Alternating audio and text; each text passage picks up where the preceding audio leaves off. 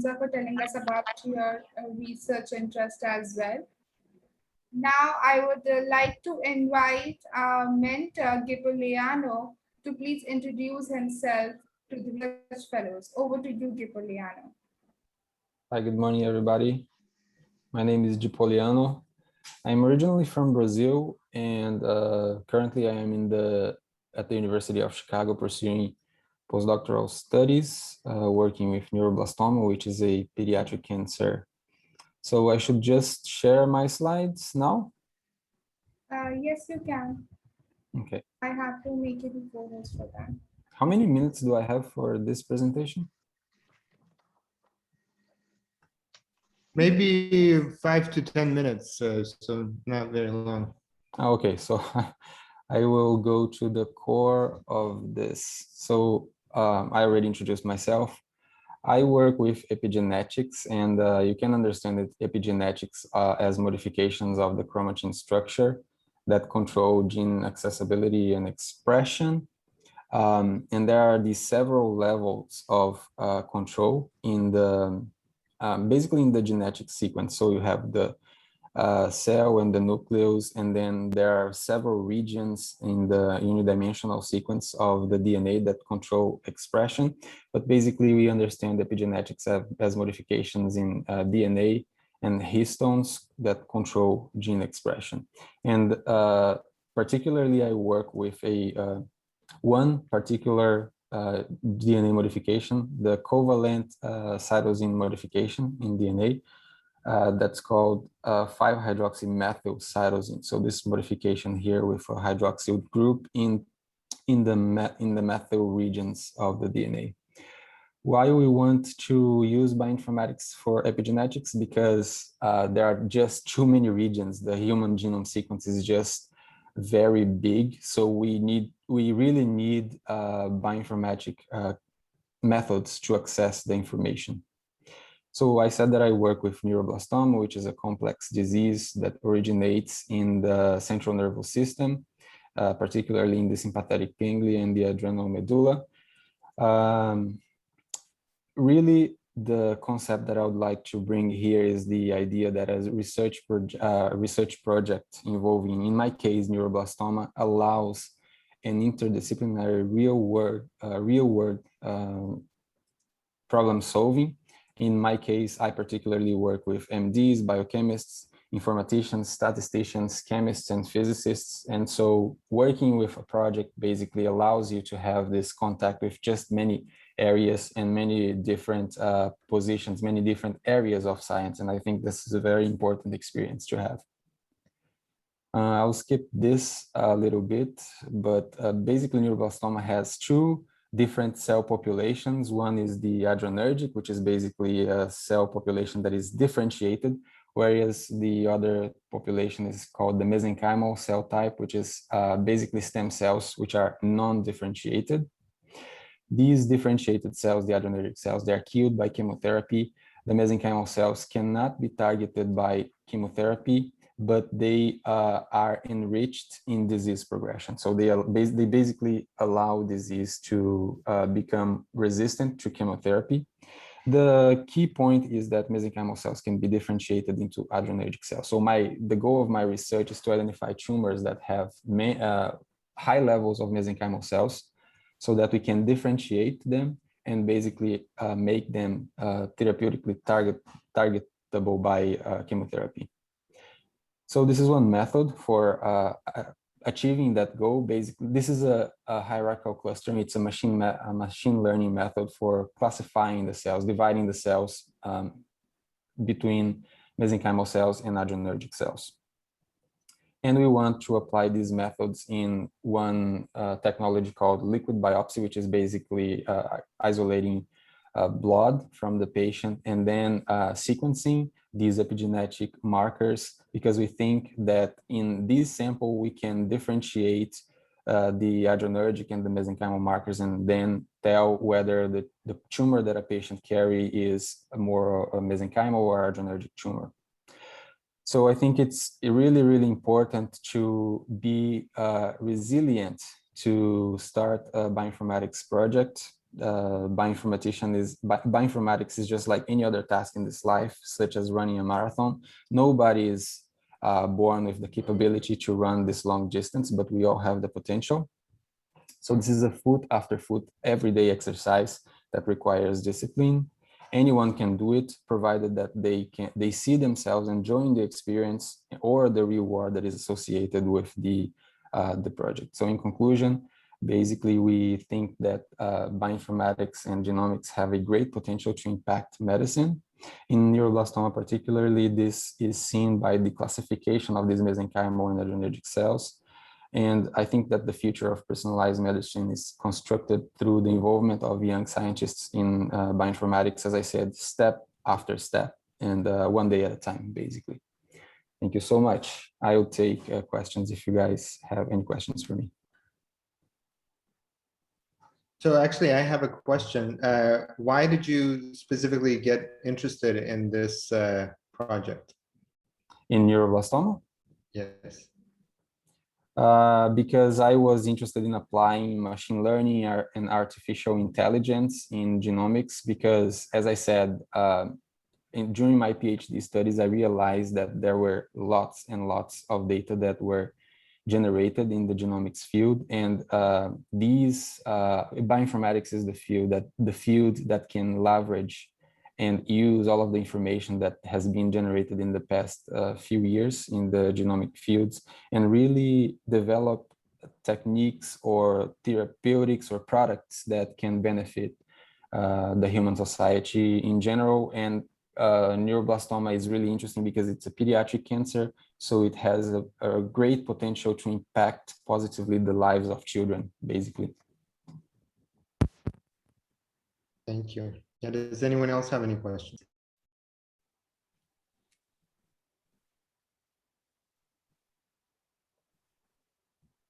So I think they don't have, but still, if they come up with a question, they can ask in the chat anytime. So I would want Offodile to please introduce himself. Over to you.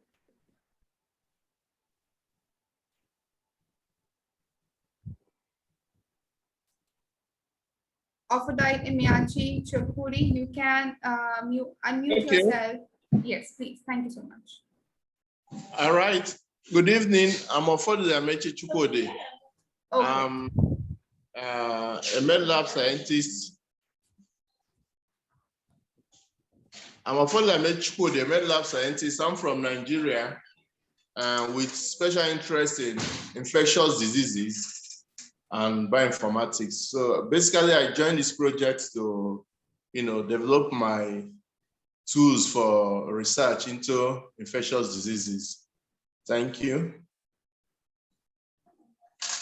Thank you so much. So we are taking a note of the interest of everyone, and we would have our mentors guiding you all about how you can start with your research fellowship. Before we do that, I would want Etinuke to introduce himself, please, and then we can go ahead with the session. Over to you, Etinuke. Okay. Thank you so much, everyone. My name is Etinuke Rahim Ojoawo, and I'm a Nigerian. I'm here in the United States as a student, and I'm interested in researching more into computational biology and bioinformatics, especially in a way where I can use bioinformatic tool to do some public health intervention. And that's why I'm joining this research fellowship to learn more. Thank you so much. Thank you, Etinuke. Now I would like to call Devasna to please introduce himself. Hi, so I am recently graduated from St. Xavier's College, Mumbai in India.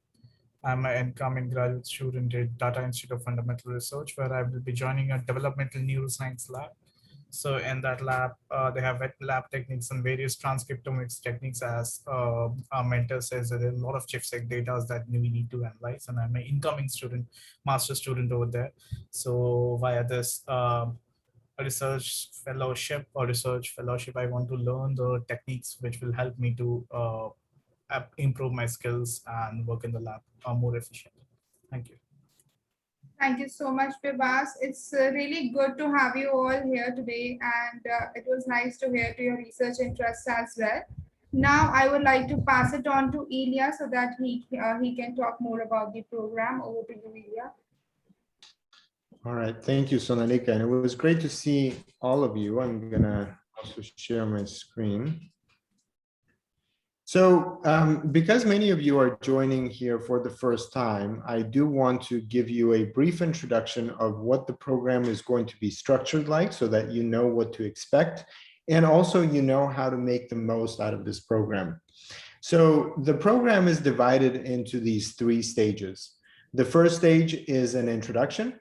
Many of you come from different levels of your skills and many different kind of levels in terms of knowing what kind of data you want to analyze, what is your project.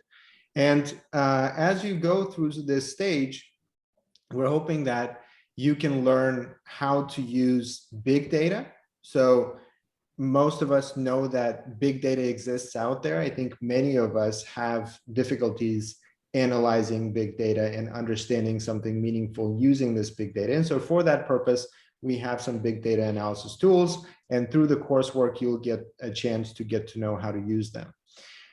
Introductory coursework includes some basic terminology as well as project examples, and I'll talk about that in just a few minutes. And the project examples and the data sets that we use, the benefit of using those is because they come from expert labs, so they were generated in an environment that makes this good data, and they also come with an explanation why it was generated, how it was generated, what did they do to analyze it. So really learning from experts is following that same publication. Then evaluation. So we talk a lot about how important it is not to only come up with a research project, but to also come up with a competitive research topic, a topic that is going to be interesting to not only you, but people in the field. So if you take as an example, neuroscience or cancer or infectious diseases, there are so many different types of projects that you could potentially do. And before you know where to focus your energy and your time, it's really important to identify a competitive research proposal. And that's where the mentorship essentially starts. So the way that this works is you complete some coursework, you get to a certain threshold, after which you are able to submit the research proposal. And that research proposal gets evaluated by our team. So then once you understand what is a competitive topic and a proposal that would be interesting to people that are going to be listening to your project, you also need to think about what data set could be used to study this question, and also have a sense of what kind of tools and what kind of methods you would need to be using. And so the objective of this proposal is to really present, and we'll hear today a few presentations, present in a compelling way the reason why this project is meaningful and the fact that you know how to actually go about the analysis part as well. So in many cases, you will know a part of that, but you will not know everything. And that's why the next stage is practicing. And so practicing is really trying. You might try many different methods until you find a method that works. And you might try several different data sets until you find a data set that answers the question and maybe has all of the metadata that you need. Maybe you will combine it with other data sets. So it's a really iterative process. And so that's where we will try to guide you through some practical suggestions through these weekly meetings, as well as help you structure the process using our weekly progress report and the interaction on Slack. So some of the important things that you will get to know in these research fellowship meetings. We will discuss different types of data sets. We will talk about different project examples, and you will hear from your peers how they have gone about structuring their project proposal. And I think that should give you a good understanding of how you might apply the same process to your own data. You will also be able to leverage some of these publicly available data sets And potentially, we hope that in this forum, you might be able to share with each other some great data sets that you have found. I'll give you an example, and maybe in a few minutes, we can ask someone else actually to talk about this. For COVID, there's so much data that has been generated in the past year, year and a half, that it seems like you can almost ask any question. But in reality, a lot of the data sets lack important and critical metadata about the data, how it was generated, why it was generated, where it was generated, and when. And so having access to all of the metadata is really critical to be able to ask these interesting and important questions.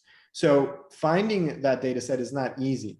And many of us study similar topics and are interested in similar topics. So we would all benefit from sharing those data sets with each other. And so we hope that during the sessions, not only will we show you kind of some practical ways that you can find data sets, but we will be putting out different types of curated data sets and finding projects that have some good collections of data that you can find. Now, we will also go through some examples. And so these examples are going to be, just one moment.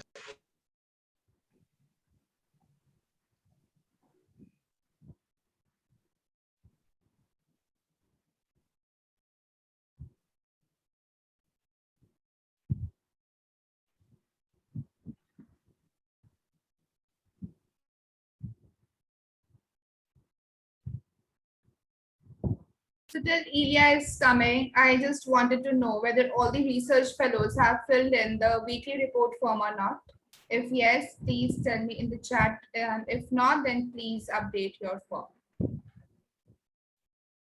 Okay, sorry about that. Yes, and please do update that in the chat box. And finally, what I want to kind of get to is the fact that it's a process that helps all of us see your journey, right? And so what we hope that we will get out of this summer process is a number of high quality competitive projects that could be shared with a wider scientific community. So before I go into that, I want to talk about how you can make your experience in this research fellowship the most effective for you. And to understand what effective means, I want to ask all of you, if you could think for a second, what is the objective that you want to reach, right? What is the goal of this research fellowship for you? For some of you, it might be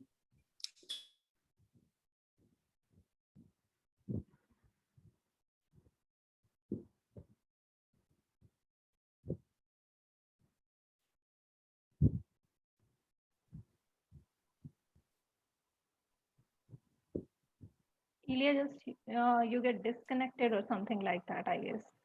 Yes, we cannot hear you, Ilya.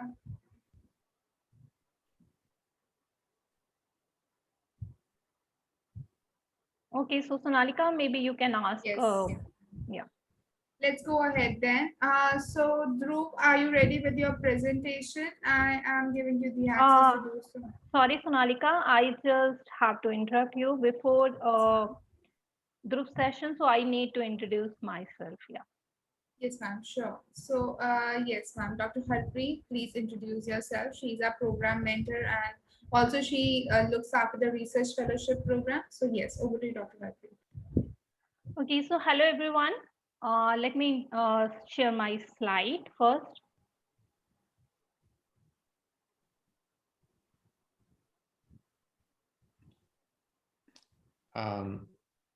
Sorry, guys.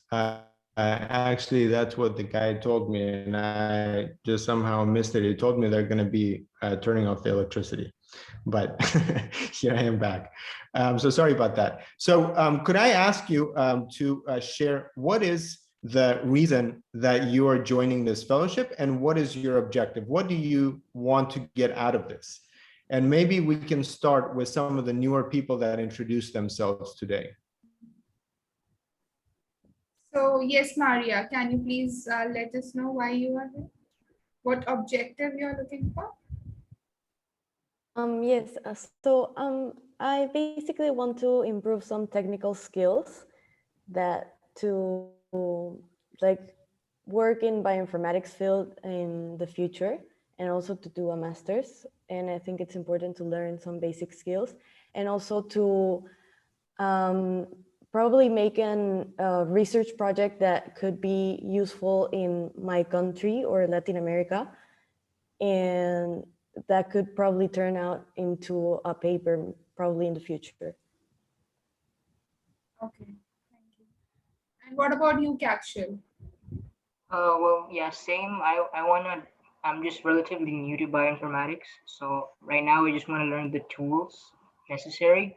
And for the research, I'm thinking something around agriculture because I'm interested about climate change and we're going to need to use biotech in agriculture to for the crops and stuff. So yeah, I'm interested in that. And what about you, Hamza?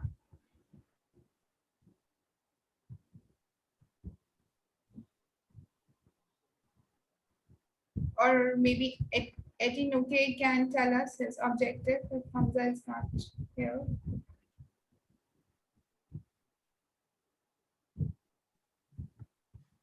So any one of you can, yes, please. Thank you. I want to learn how to use computational biology and come back to how to use a bioinformatic tool, like I've said earlier, to do some public health intervention as a PhD student. Okay, that's nice. And who else wants to tell us about their objective, or shall I call out names? Only then you would be sharing. Chinmay, why don't you tell us?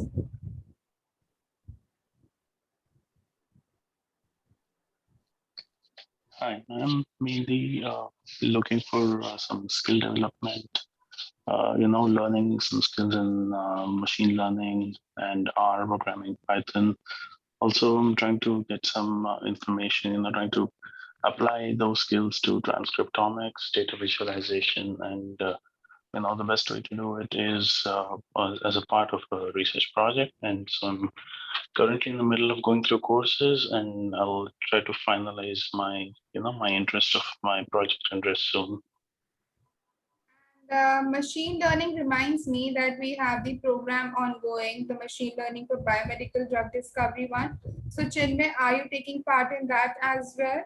So I share the details. Yes. Yeah, I did attend today's session. I actually need to go through the first session previously, and I will be getting in touch with you regarding access to the lectures and everything. Yes. So all the research fellows would have the access to the program page, and yes, you can have the videos on the program page directly. Then I'll add you there. Thank you, Chinmay, so much. Yes, Sure. Ilya. Over to you, Ilya. I see that Ali wanted to also share. Ali, do you want to share why you joined, or what's your objective?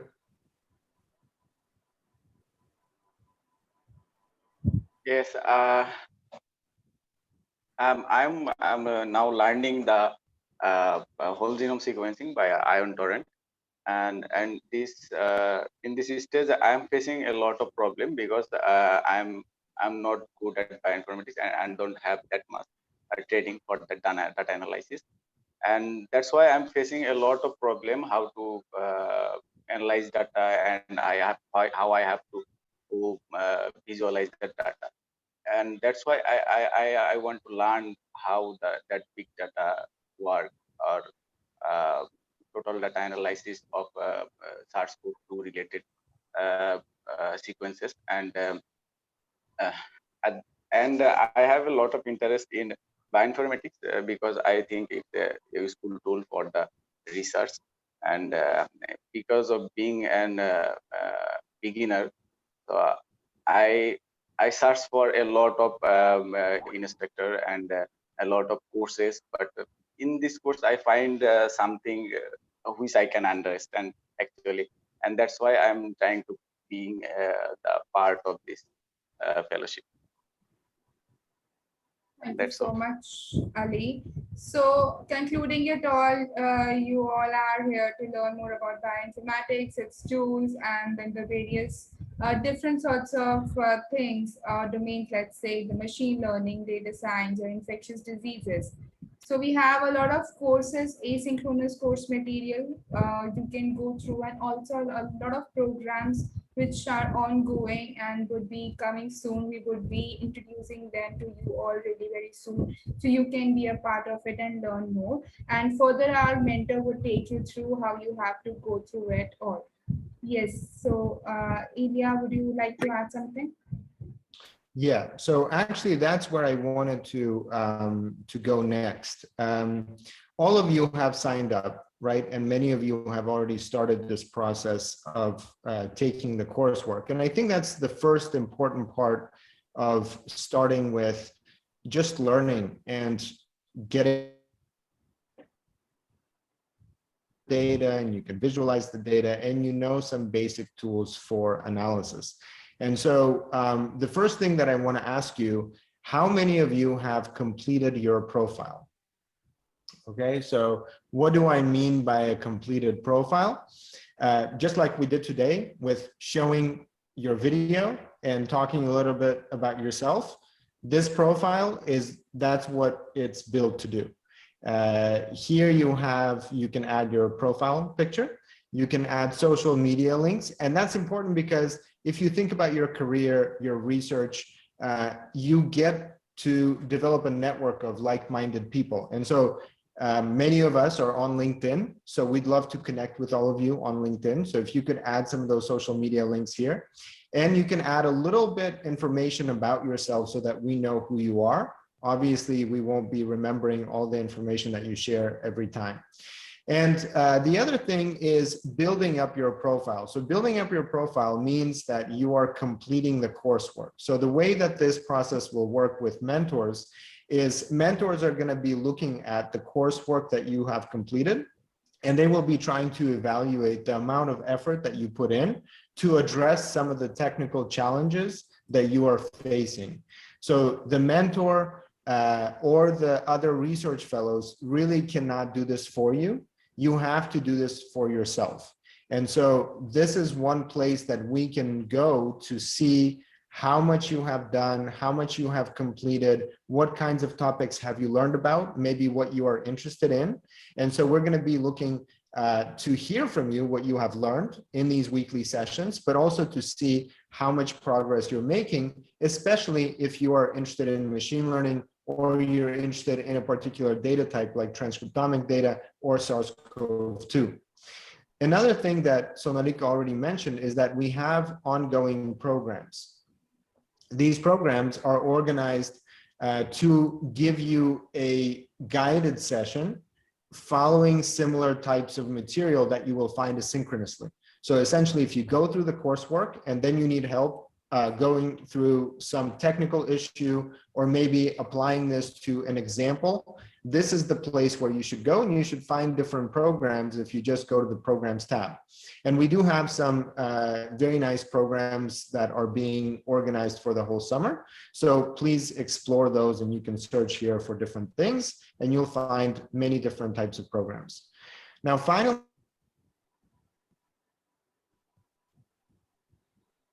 of mentorship. When we come with an idea and you are starting to focus on that idea and you already know what you're going to be doing, you still can get stuck in many different places. These could be technical things. These could be things that are related to biology, maybe that you don't understand completely. And maybe they just come with experience. So a mentor is essentially someone that has gone through the same frustrations that you are going through and has figured out a way. And maybe somebody else helped them. Maybe somebody showed them the way and guided them through that. And now they are sharing that experience with you.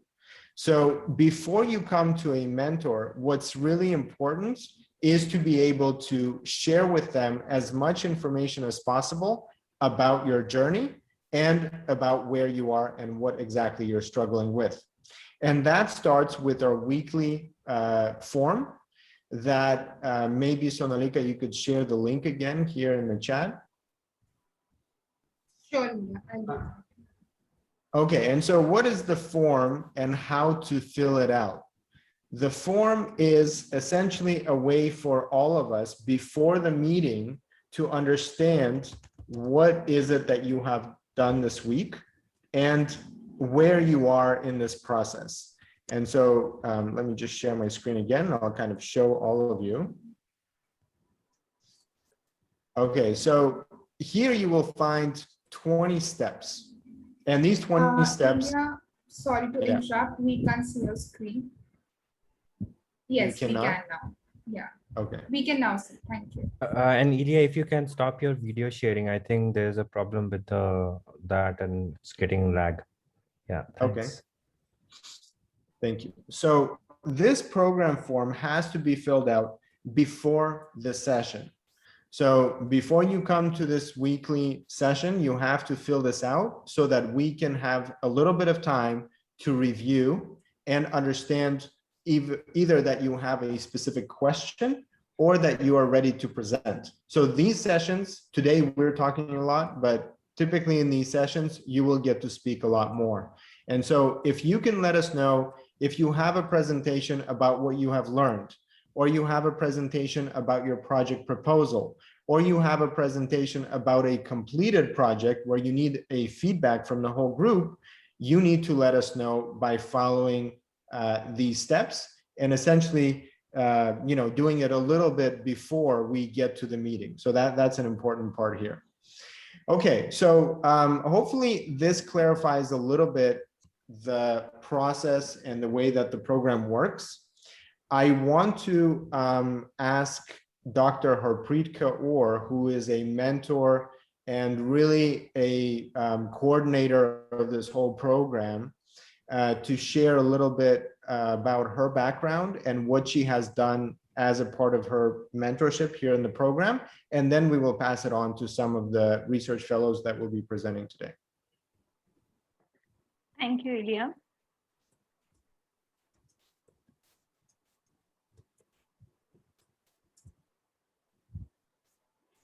Hello, everyone. My name is Harpreet Kaur, and I have a PhD in bioinformatics. So let me just talk about why I joined bioinformatics.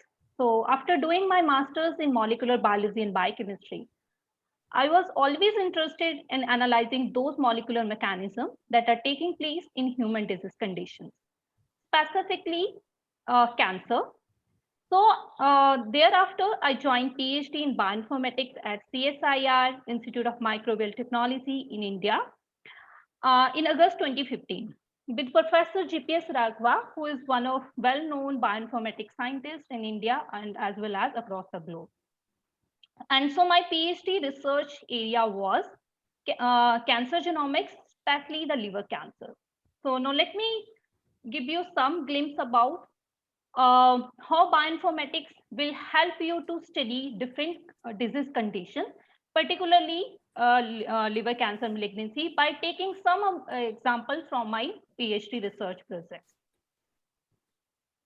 So first, what inspired me to study liver cancer is the high mortality rate of this malignancy and lack of precise biomarkers that can help diagnose liver cancer at an early stage. So another factor that contributes its poor prognosis is the outcome of the poor prognosis or outcome of liver cancer patient is the frequent reoccurrence of the tumor after the treatment.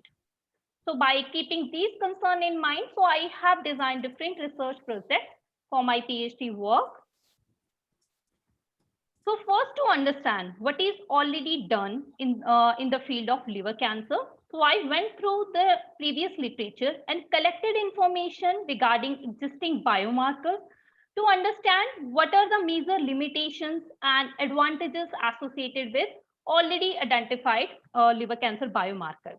So based on the collected information related to those biomarkers, we have developed a publicly available database, which is Cancer Liver, which contains comprehensive information on nearly 600 biomarkers or potential biomarker candidates for the liver cancer. So besides, to address new research questions, I had also uniformly processed various types of data sets that are available on different platforms. So thus, this Cancer Liver also maintains nearly 115 data sets of nearly 10,000 liver cancer patient samples. So then in the next part, we use large-scale transcriptomics data to identify diagnostic biomarker panel for hepatocellular carcinoma, which is primary liver malignancy. So here we employed 30 data set containing nearly 4,000 samples to elucidate transcriptomics biomarker panel for the diagnosis and the prognosis of the liver cancer, implementing various machine learning techniques. So thereafter, we use transcriptomics as well as methylation data to identify biomarker panel for the stage classification of the hepatocellular carcinoma. So for this purpose, we use TCGA data of 350 samples and elucidate 51 features, which include 30 RNA transcripts and 21 CpG methylation sites using number of the bioinformatics or data mining techniques. So in the third part, we focused on another primary liver malignancy, which is cholangiocarcinoma. So here we employed 9 data sets containing 350 cholangiocarcinoma, 130 adjacent non-tumorous, and 90 HCC samples to scrutinize cholangiocarcinoma specific transcriptomic signatures using various machine learning techniques. So overall, during my PhD, I have scrutinized 3 HCC biomarkers that can discriminate HCC and the normal samples. Then in the subsequent project, we have identified CCS specific signature to identify cholangiocarcinoma from HCC in the normal sample.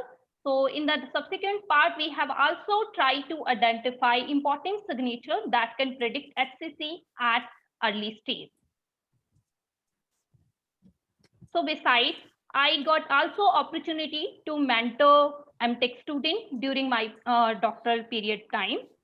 So here I was co-mentor for 4 students, out of which 1 research article is already published and 1 is still in communication, and 2 are under manuscript preparation. So then thereafter, when I joined Fine Biotech, in my current role, I'm curriculum developer and research consultant. Here as well, I got the opportunity to co-mentor number of research fellows in OmicsLogic Research Fellowship Program, which is this current program. So now let me give you a glimpse of some of the projects that were completed by our research fellows where I mentored. So one of our research fellow, who Ms. Simay Dolanar, an undergraduate student from Turkey, have completed her research project entitled Long Non-Coding RNAs as Therapeutic Target in Chronic Lymphocytic Leukemia using publicly available data and various bioinformatic tools that are integrated on T-Bioinfo server. Then we have Ms. Urja Parekh, who is postgraduate student from India, completed her research project on identification of the biomarker to differentiate between neural stem cell and glioblastoma stem cells, employing publicly available data from the glioblastoma and various tools on T-Bioinfo server. Next, Mr. Kala Umari, who is a PhD student in Mexico, has completed his research project on classification of triple-negative breast cancer cell lines by gene expression analysis of transmembrane protein using machine learning algorithms. Then apart from the oncology field, then we have Ms. Dilara Dikin, who is a master student from Turkey, has completed metagenomics project on space radiation heat effect. So apart from the graduate or master student, I have also got the opportunity to mentor high school students from different parts of the globe. So here we have Netra Srinivasan, who is a high school student in the USA. So completed her research project on effect of the onset of menopause on the transcriptomics profile of the aging female brain. And she's already presented her poster at international conference.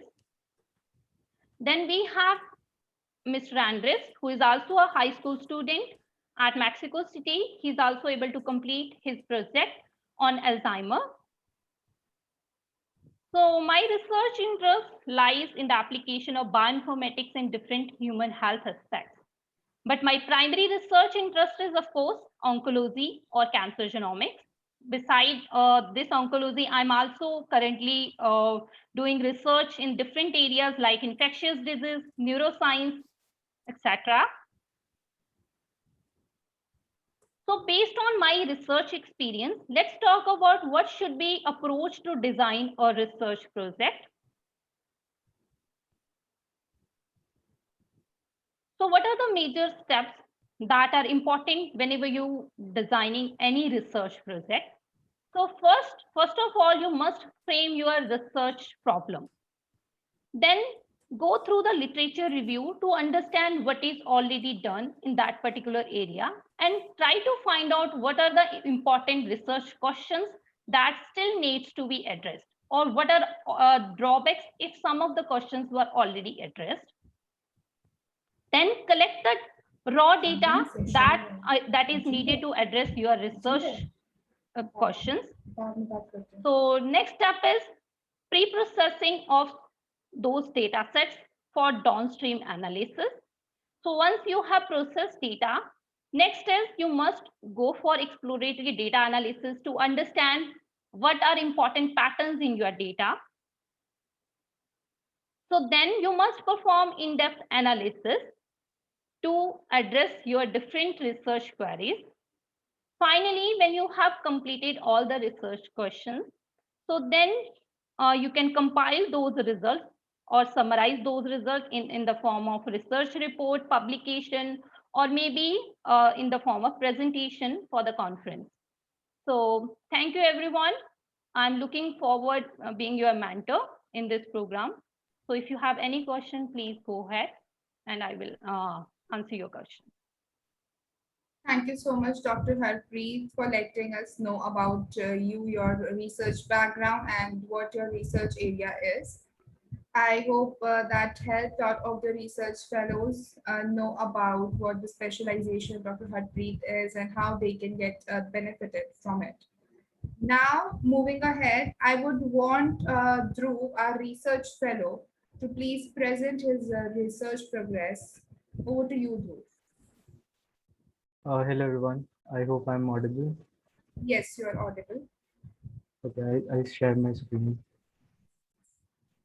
We can see your screen. Thank you, Dhruv. Okay, so today I'm here to present the progress of my research project called transcriptomic analysis of esophageal carcinoma.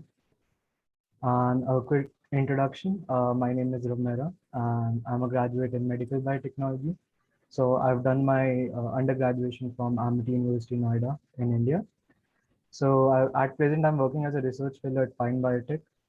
And talking about my past experiences, I worked as an intern in research in Sangha department of a precision medicine company. So there, I along with my team used to work on genomics and NGS technologies. And other than that, I've worked as an histopathology intern in a government hospital here in Delhi itself. So talking about my research interest, I'm interested in precision medicine, cancer biology, genomics, and transcriptomics. And through this fellowship, I'm actually, expanding my horizons in the field of data science.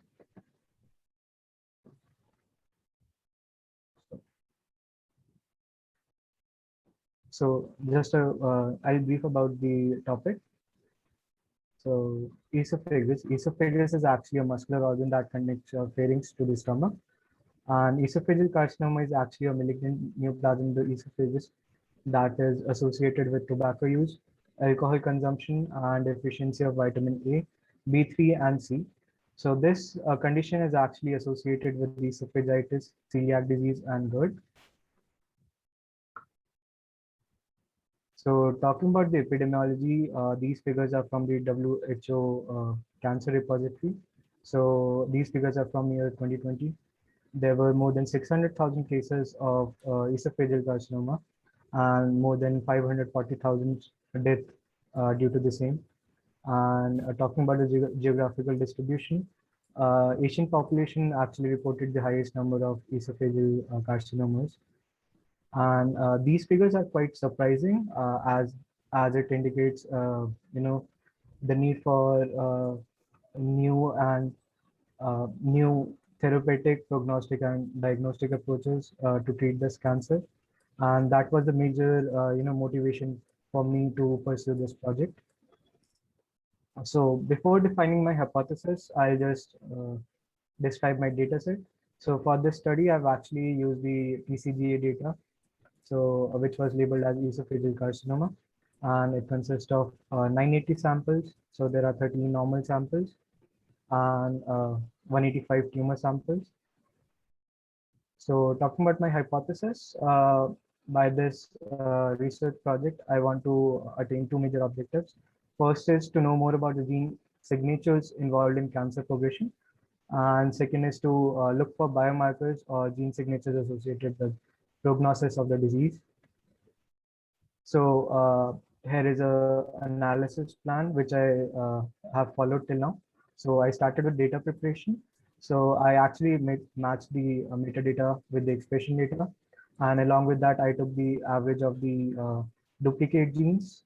And then I started with the exploratory analysis. I did the PCA. And today I will be sharing the results of these PCA. So here is the first PCA. So I was actually, working towards the first hypothesis. And to my surprise, I found this interesting clusters. So in this PCA, there are actually, two clusters which have been formed. So first on your right and the second on your left. So after talking with my mentor, I actually looked into the metadata for understanding these two clusters. So it turned out to be these two clusters are actually, the subtype of this esophageal carcinoma. So before moving, I will just quickly describe these two subtypes. So esophageal carcinoma is actually divided into two subtypes. First is your esophageal squamous cell carcinoma, and second is the esophageal adenocarcinoma. So talking about the esophageal squamous cell carcinoma, it's a malignant epithelial tumor with squamous cell differentiation. It's found in the epithelium, which is the innermost lining of the esophagus, and it is most common in the middle third of the esophagus, and it is associated with risk factors such as tobacco use, alcohol abuse, and micronutrient deficiency. As I told earlier, the deficiency of vitamin A, B3, and C. So talking about the esophageal adenocarcinoma, it's actually a malignant tumor of the esophagus with glandular tissue involvement. So this cancer subtype is actually localized to the distal esophagus towards the lower, towards the stomach side, I would say. And there are quite risk factors associated with it, such as the Barrett esophagus, so and the GERD. So Barrett's esophagus is actually a pre-neoplastic condition in which the squamous cells are actually converted into the columnar Einstein type of cells. And a GERD is gastroesophageal reflux of acid. So here is a stepwise, this figure describes the carcinogenesis. So here is a normal esophageal epithelium. And first we'll talk about the esophageal squamous cell carcinoma. So there is continuous insult from alcohol, tobacco, and thermal injury, which leads to subsequent stages of carcinogenesis, such as squamous hyperplasia, squamous dysplasia, and then to the full-blown neoplasm, which is called as the esophageal squamous cell carcinoma. And in the second subtype, there is formation of the Barrett esophagus, which is due to the acid reflux and the bile reflux, which leads to transversion, subsequently leading to the dysplastic Barrett's esophagus, and then to a full-blown esophageal adenocarcinoma. And there is one surprising finding which I found surprising during the course of learning about these two subtypes. So talking about the geographical distribution of these two cancer subtype. So in the figure A, it actually describes the incidence of the esophageal adenocarcinoma. So it is clearly evident all the developed nations have reported, majorly reported the esophageal adenocarcinoma, while to my surprise, it was totally different for squamous cell, esophageal squamous cell carcinoma. So all the developing nations, as it is evident, majorly reported the esophageal squamous cell carcinoma. So going back to my PCA again, so after understanding these two clusters, which were the subtypes, I individually plotted the PCA. So here is the PCA of a normal tissue along with the esophageal adenocarcinoma. So it is clearly evident that there are again two clear clusters with outliers. And then I repeated this with the another subtype. So here is the normal and the esophageal squamous cell carcinoma. So again, there are two clear-cut clusters along with two outliers. So for extending my research project, I'm actually looking for probable. I'll be doing a comparative analysis between the two subtypes. So I'm thinking of finding a probable therapeutic target which is common to both the subtypes, which can actually help in better management of the cancers. And again, I want to work on better ways to stratify patients based on the subtypes. So thank you. This was pretty much about my presentation. Hello. Yeah, very nice presentation. Thank you. Very detailed. And I think that, you can clearly see the process of how exploration of data and understanding the different phenotypes really helps you identify, I think, very interesting questions. So maybe we can open it to everyone. Does anyone have any questions or comments on Dhruv's presentation? Okay, Dhruv, I just want to ask, because I ask you one another thing when we are doing this part. Okay, so Please. have you looked into the literature, like whether there is already transcriptomic signatures available, or maybe or maybe the protein signature, maybe transcriptomic signature that classify these two subtypes? Ma'am, I have been looking for that, and till now I haven't got these specific papers, but I'm actually looking at the individual subtypes. So like there are molecular signatures associated with simply the esophageal adenocarcinoma, or simply you will find them esophageal actually squamous cell. easily. As much as my knowledge, you will find that very Yes, ma'am. easily. But I am more interested in these subtypes, like because whenever we actually develop some signature, we always interested if, for example, a particular malignancy arise from same tissue, right? It's like same tissue, Yes, although ma'am. cells are different. Yes, So it's like whether you can actually classify those two subtypes based on transcriptomics data, because that is what important question looks to me. I mean, at this point of time. So because I have also tried to find out just from the overview, so I am not getting the publication, but yeah, I have not, did thorough literature review. That is why I have asked you to do that. Yes, ma'am, I'm actually working on that. And till now, I haven't found a single paper which is combining these two subtypes. But again, I'll look into the depth, and then we can actually work on that. Maybe you just need to look at once the original TCGA paper that is associated with this data. So Okay. on JDC data portal, you can easily find on TCGA itself. Just if you search these keywords, TCGA data and this esophageal cancer, so you can easily, maybe, I mean, I just want to look at that publication exactly, whether they have tried to do something with these two subtypes, because the data that we are taking, that is from the TCGA directly. Yes, ma'am. So Okay. I'll look into it and then I'll tell you about it. Okay, so if anyone else have any question, please go ahead. Can I just share a very quick comment? Yes, please, you can. Yeah, Yes, it seems that you can kind of isolate each of these samples that are clustered in the green side and also the samples that are in the red side.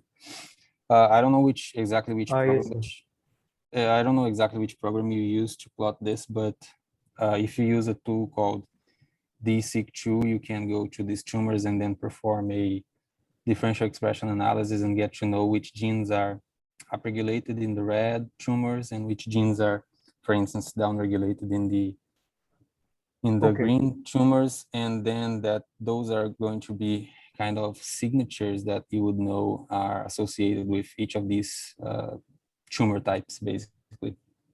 Okay, so I'll work on the differentially expressed genes. So I'll be comparing these two groups, and then No, I have also asked you to subtypes. I mean, for the DSEC, you must apply between two subtypes. Cancer versus normal is fine, yes. but if you remember, I have asked you to Okay. also perform DSEC on these two subtypes, as even Jepliano suggested you. So I think already we also talk about this thing. So I Yes, think ma'am. you must consider these things. Yeah.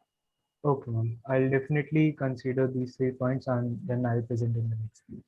Mhm.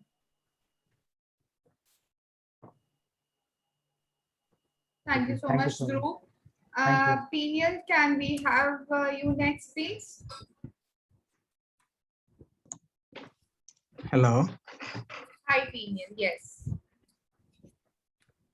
Okay. You Let may me share share your my presentation. my PPT, please. Thank you. Yes, please. Thank you.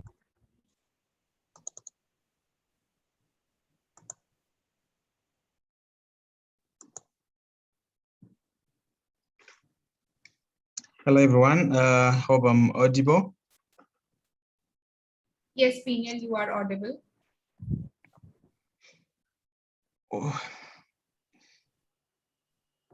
Oh, this place might not be a good convenient for the video. It looks great. It looks great. Pardon? It looks great. We can see you smiling, so that's good. All right. Oh, okay. So my name is Peniel. Presently in China, but I am a Tanzanian by nationality. I'm actually here for my PhD studies. And my background is in clinical, but I did masters in anatomy and molecular neurobiology. And at the moment, I'm doing a PhD in neuroscience. This study is about Parkinson's disease. What I deal with in my PhD is actually a single cell sequencing study in neurodegenerative disease, particularly in Parkinson's disease. And just for the sake of this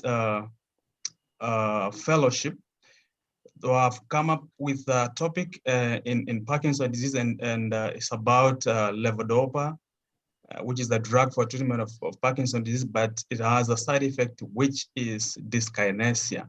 Therefore, the topic is the novel biomarkers for levodopa-induced dyskinesia in Parkinson's disease, potential target for anti-dyskinetic therapy development.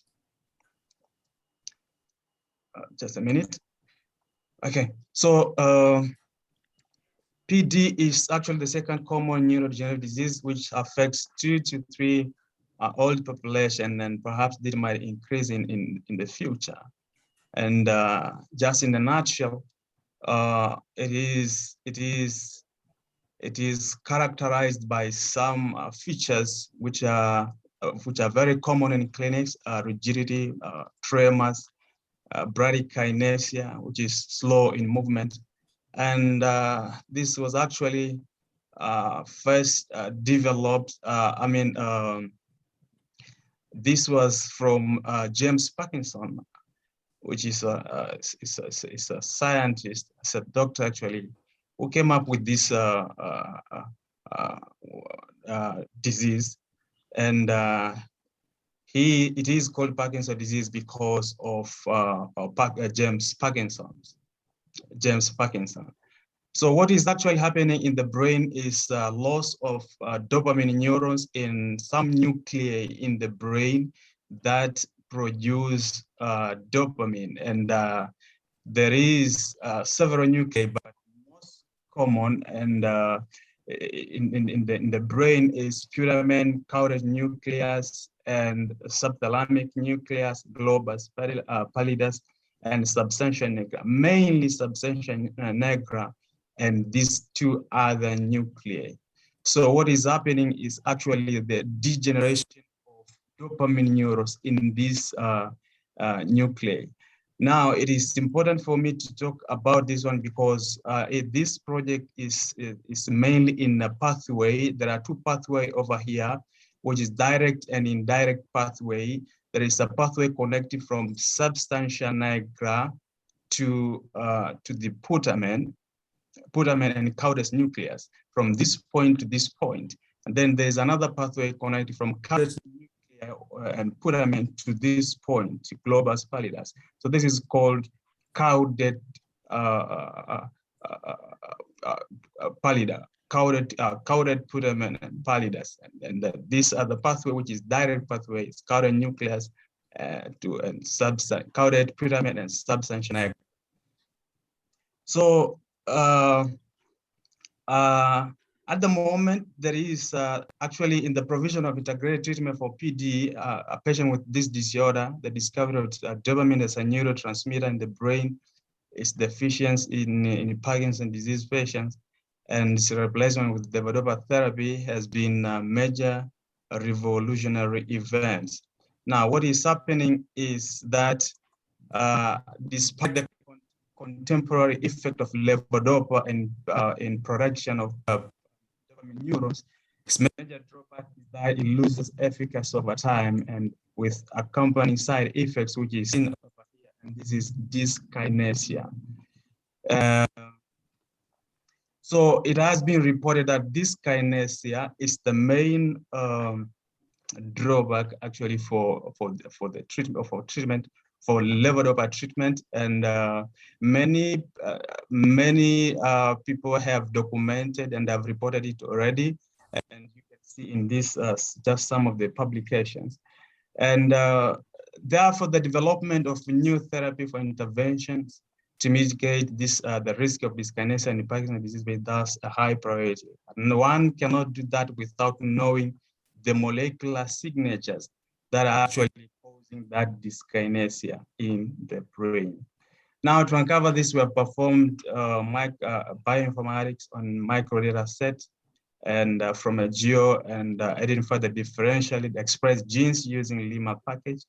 And then later we performed the geo and KEGG enrichment and protein interaction as well. We checked on that. Now, just for sake of this presentation, the metadata has 44 samples in direct pathway, and it has 33 samples in indirect pathway. These are models. This it is an animal model, and for this case it was mice. So there were 44 for this model of direct pathway and 33 for this one. But for direct pathway, this again were subclustered into Parkinson's disease model. This is one of the toxin we use for Parkinson's disease model, and a control group. And then the Parkinson's disease model were further divided into chronic high levodopa treatment, chronic low levodopa treatment, and a control group which was treated with chronic saline. Similarly to the indirect pathway, these were further divided into Parkinson's disease and a control group, and were 23, 23, and 10. And the PD model were further subdivided into 8 for chronic high levodopa, 8 for chronic low levodopa, and 7 for the control group was treated with chronic saline. So, oops. So the result is the first thing that we want to report is that the chronic high levodopa versus chronic low dose phenomena of levodopa treatment reveals no significant molecular changes on indirect pathway, but rather on direct pathway. Now, how did we perform this? Is we checked on the chronic high versus chronic low levodopa treatment first in indirect pathway, and later we checked on the direct pathway. So in indirect pathway, actually there is no clear demarcation and clear, different or separation between these two groups, the chronic low and chronic high levodopa treatment. And we checked further and we saw the the volcano plot and the mean difference plot, which shows actually very few genes which were upregulated and perhaps might even be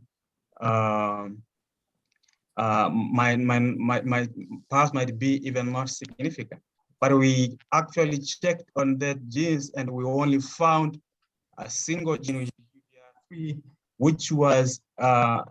which was actually significant, just a single, and it was high in chronic high levodopa, and it was high in chronic low levodopa and high in chronic and low in chronic high levodopa. This gene actually is a protein coding gene, and You and me today. Yeah, the two of us. there are genes, there are diseases Oh, that they are are on associated with this gene, and this is related to ligase activity and ambiguity in protein transferase activity and important about for UBR2. Now we checked on this repository called platform open target see what is if this gene is really related to Parkinson disease, and we found that we checked and this repository shows the number of association, genetic association, if that gene is really expressed in a certain gene. For example, there are number of variables here which this gene is expressed in highly expressed in platelet counts, reticulocyte counts. But again, we checked it down and we found it also expressed in Parkinson disease due to ATP1382 deficiency. If we check on globally, you will find that this gene actually has several associations in neurodegenerative disease, but it has been reported that 30 to 90% and 78% has been reported in Parkinson's disease due to ATP 1382 deficiency. So we again checked on the direct pathway. Remember, we are only talking about the dosage, high dose and low dose, and a chronic high and chronic high and chronic low. And for the direct pathway, we found there was a clear demarcation between the chronic high levodopa and chronic low levodopa. And this was the UMAP plot. And we found thousands of genes which were downregulated and upregulated according to p-adjusted p-value of less than 0.05. But what is interesting is that we have to choose the up and down regulator according to the values which are recommended, and this is p-adjusted, of course, of less than 0.05 and log 2-fold change of more than 1.5. And for this case, we found only 22 genes were upregulated and 1 gene was down-regulated. So in this is heat map. In heat map, we found several. Those 22 genes. And these are those 20 genes of upregulated, and we have a number of genes here. One thing interesting that we have here, which we have been dealing with for 2 or 3 years now in our lab, and this is a gene which is very important for the development and maturation of dopamine neurons. And what is interesting that is in dyskinesia, it is hyper expressed. This gene you can even use for treatment of Parkinson's disease. In fact, overexpression. In fact, Parkinson's disease patients have low expression of this disease. This gene. Therefore, it can again be used for treatment of PD by overexpressing. But one thing is which is surprising is that it is also hyper expressed in dyskinesia. This is the heat map of chronic high levodopa and chronic high levodopa. So we checked what is on what is the function, molecular function, biological function of these genes, and we found that most of these upregulated genes were involved in binding and in biological process. Most of these genes were involved in biological regulation and cellular process and metabolic process.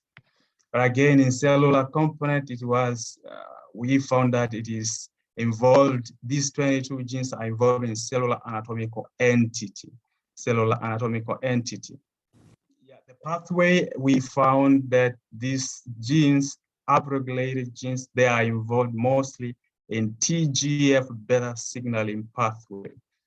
So now, what are those novel biomarkers of levodopa-induced dyskinesia? The matter of fact, if we get these biomarkers of levodopa-induced dyskinesia, they can be used for treatment of this dyskinesia by either using inhibitors, because if they are hyper-regulated or hyper-expressed, you can use inhibitors to regulate, to bring them down when they are hyper-expressing this dyskinesia. So what we did is that we, again, in the direct pathway, we checked on the now three, chronic high levodopa, chronic low levodopa, and chronic saline, which was the control group. And we found that there was a clear demarcation between first, the this is the control group, and this chronic high and chronic low levodopa, which means that there is something which is happening between this levodopa treatment and the control group. I want to see. Okay, now we found thousands of genes which were actually participating in both parameters, and 1,049, but these genes, we had to narrow them down into significant genes. Of course, this was the volcano plot of those three conditions. I mean, treatment: chronic low versus chronic saline, chronic high versus chronic low levodopa. This is for chronic high versus chronic saline, and we narrowed those genes down into the significant, by using the log two-fold change of more than 1.5, and we found that 438 were actually upregulated here. 236 and 22 genes were upregulated. Just 99 and 28 and just a single gene were downregulated respectively. So we use the Venn diagram and hello, hi Peniel. Hi Peniel, I'm so sorry to interrupt you in between, but I think we are running out of time, and we would have to take your next slides in the next meeting. Can we do that? Oh, that's okay. That's okay. Yes, yes. Thank you so much for sharing your progress, and seems that you have worked a lot on your research and your progress is amazing. And I'm really sorry I had to interrupt you in between. Sonalika, maybe Yes. Ilya just need to add comments. Yeah. Yeah, just let me add one quick comment, Pinian. I think that you've definitely done a lot of the analysis. As you're thinking of completing your project, the bioinformatics part, I know that you also want to do validation, but for the bioinformatics part, for the review sessions, it's fine that we hear all of the steps that you did and all the different types of analyses that you've performed. But ultimately, to tell us the full story and for us not to get lost in the details, I think you need to select the most impactful figures and show us essentially what is the most meaningful and clear result that you're getting. And that will also probably help you in writing your paper, or if you're going to do a poster presentation at some point, because, you know, you do have to make those hard choices. You know, what do you tell about? What do you not tell about?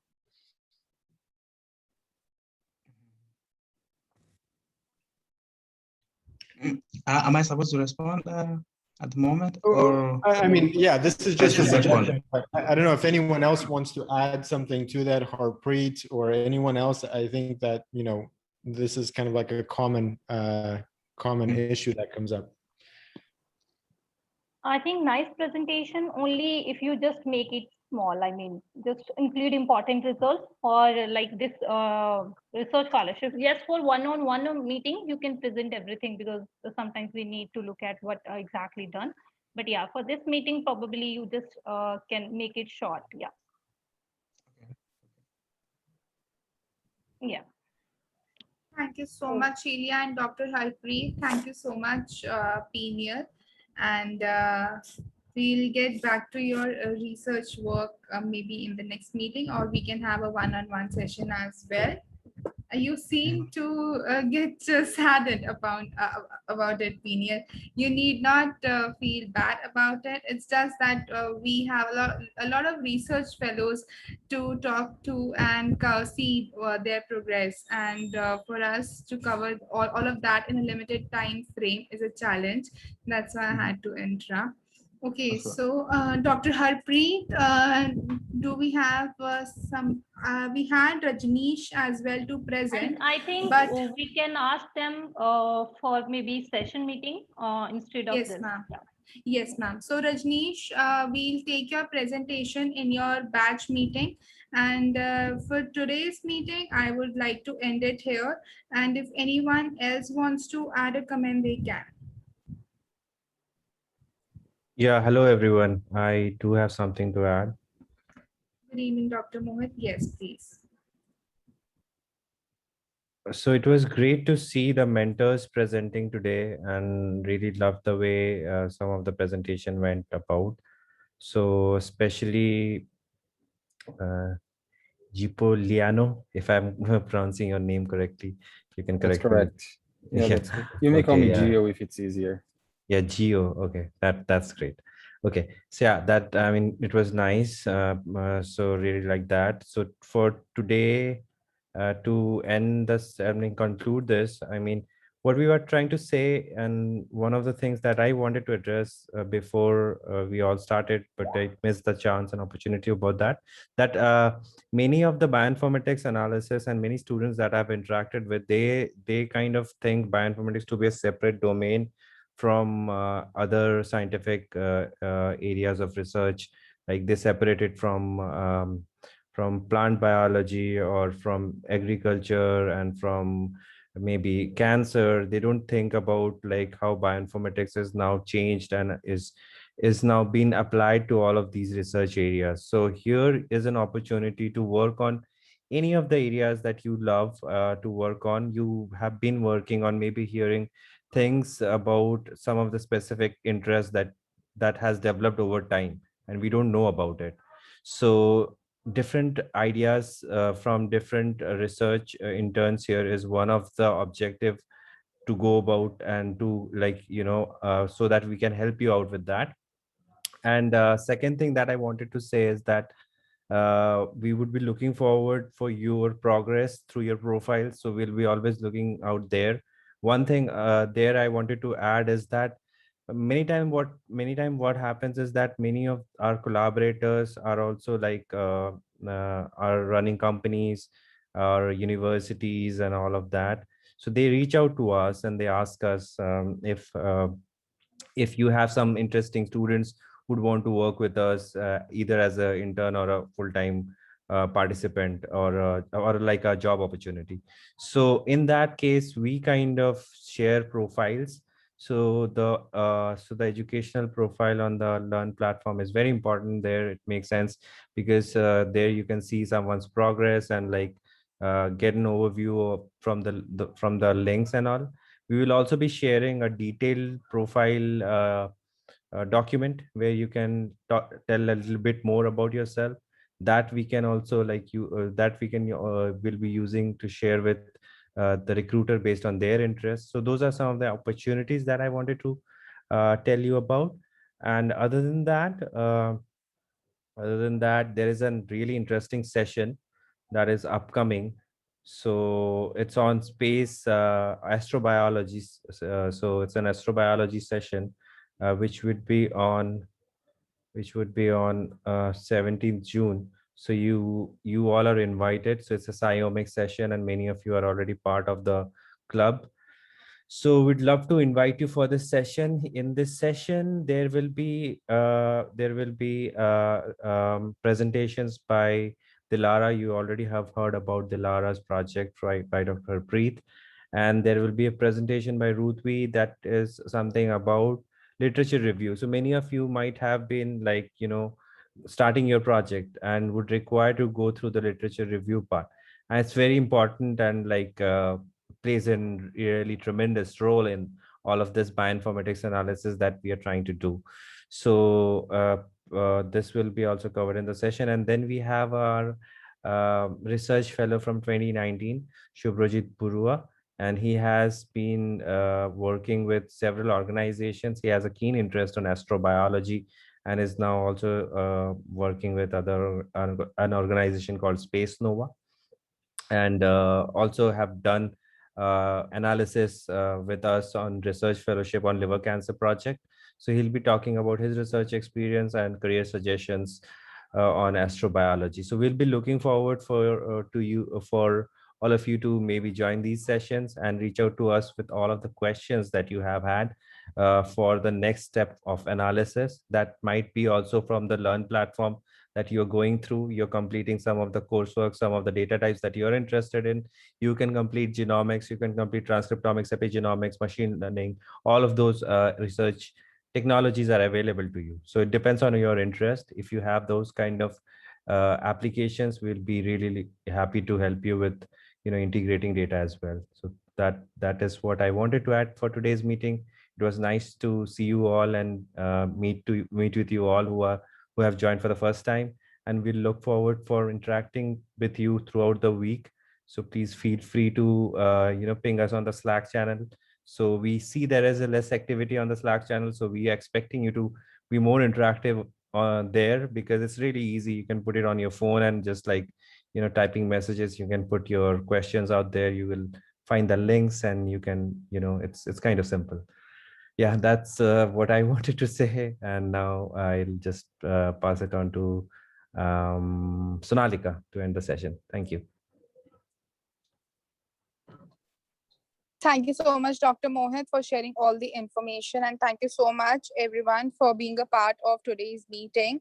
And we are looking forward to your participation tomorrow. As Dr. Mohit told, we have the Psiomics session that is on astrobiology. And we would be looking ahead for your participation there as well. And those who were new in today's meeting, we could not take them through with the next steps they have to go ahead with. So I would be scheduling a meeting with the new participants to take them through what all programs and what all courses they have to go ahead with. So you would be required to take the asynchronous course material and also the sample projects first, and then we would start with working on your research project. So Dr. Harpreet and Dr. Mohit would be guiding you throughout the process.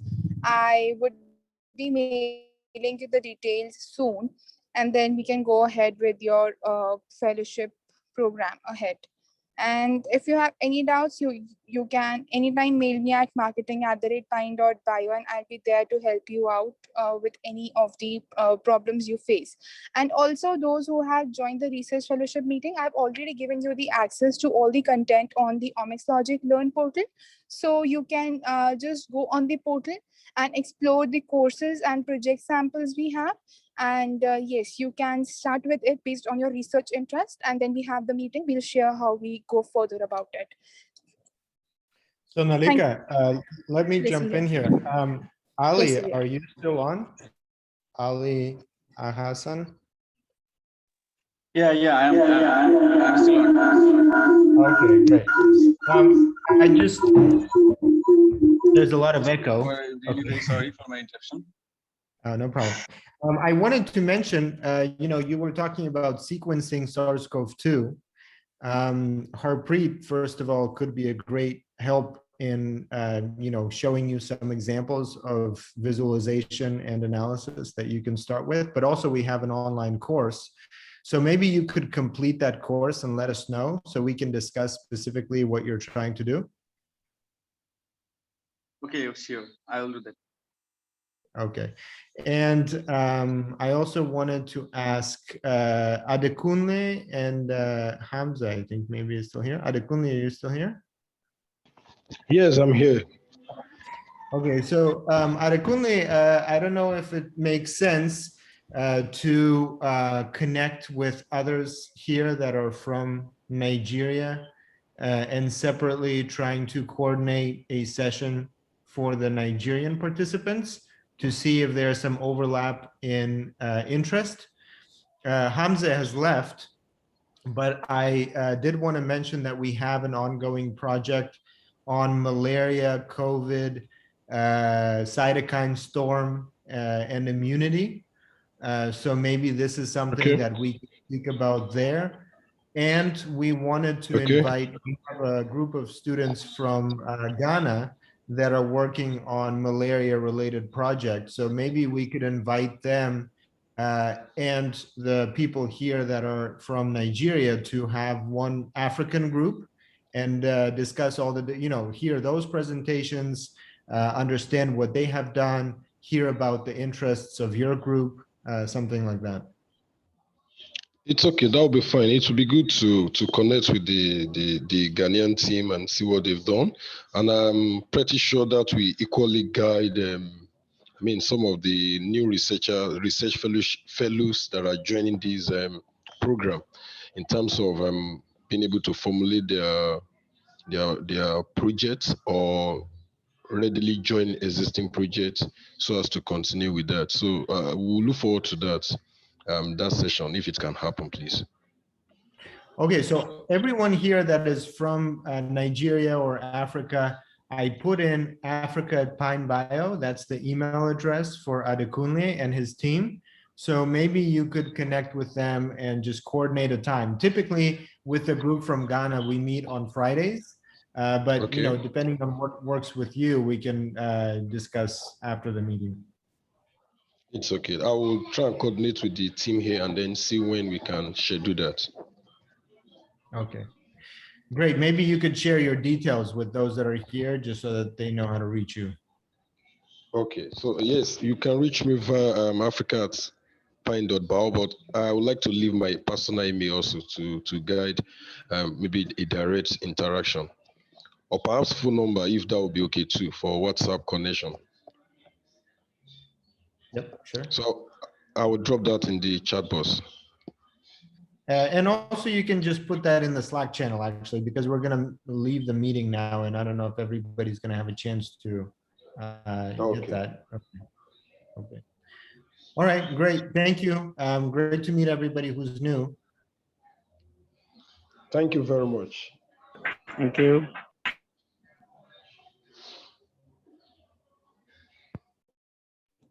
Thank you so much, Ilya. Thank you so much, everyone. We'll meet soon. Bye. Take care then.